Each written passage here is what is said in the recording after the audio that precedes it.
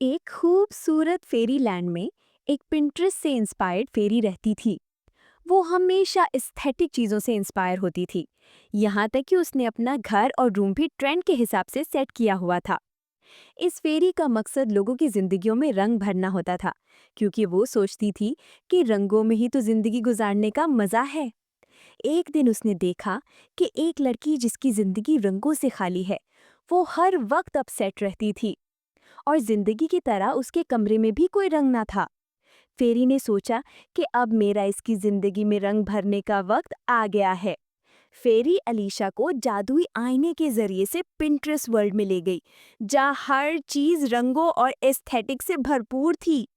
वहाँ फेरी ने अलीशा को जिंदगी में रंग भरने सिखाए और बताया कि किस तरह जिंदगी को रंगों के साथ एंजॉय करते हैं। वहाँ वो देखती है कि सब लड़कियां एंजॉय कर रही थीं। बर्ड्स भी लाइफ को एंजॉय कर रहे थे। अलीशा वहाँ कलरफुल चीज़ों को देखकर बहुत खुश हो जाती है। वापस आकर अलीशा अपने कमरे को प्यारा से डेकोर करती है और बालकनी को भी ग्रीनरी से भर देती है। स्टडी टेबल का भी एस्थेटिक तरीके से सेटअप करती है, यहाँ तक कि पूरे घर को खूबसूरती से सजा देती है।